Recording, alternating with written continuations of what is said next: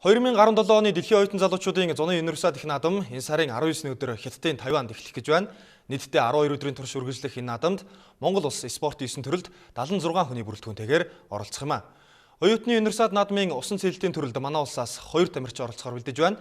Өнөөдөр Монгол оюутны спортын холбооны удирдлагууд усан цэлэлтийн баг тамирчдын бэлтгэлийн явцдаа танилцаж амжилт хүслээ. Зуны 29-р универсиад их наадмын усан цэлэлтийн төрөлд Монгол улсыг төлөөлөн оролцох олон улсын хэмжээний мастер Занданбал, дид мастер Тамир нар, дасгалжуулагч Чогш Ган Эрдэнэ, Сүхбат нарын удирдлагад орчлон сургуулийн Vista клубт бэлтгэл сургуультаа үргэлжлүүлж байна.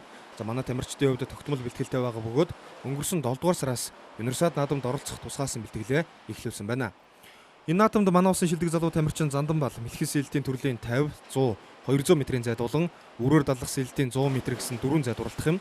Зарим манай улсаас универсиад наадамд оролцох 2 дахь тамирчин 19 настай залуу тамирчин Тамирын хувьд энэ наадмын 50 м-ийн өрөөр даллах болон 50 м-ийн мэлхис сэлэлтийн төрлүүдэд оролдох юм а. Бэлтгэл өдрийн 2 хийж байгаа.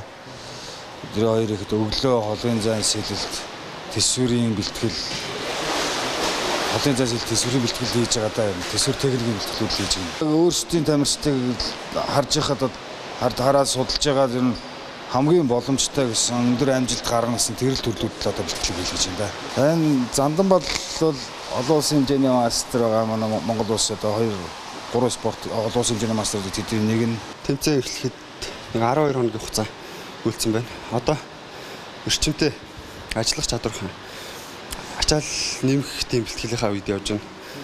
Одоо тэмцээнээс 7 хоногийн өмнө одоо сэргэлтийн бэлтгэл рүү орох байгаа.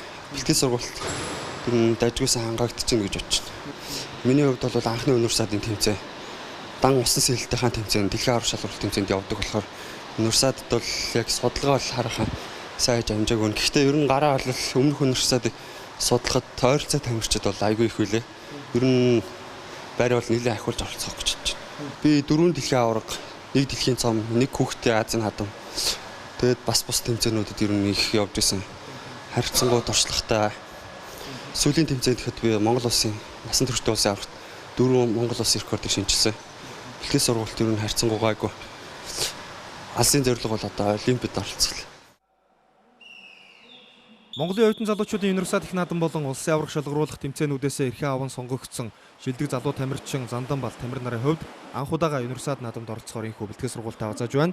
За манай улсын тамирчид зуны универсиад наадамд 5 дахь удаага усан цэлэлтийн төрлөөр оролцох гэж байгаа юм а.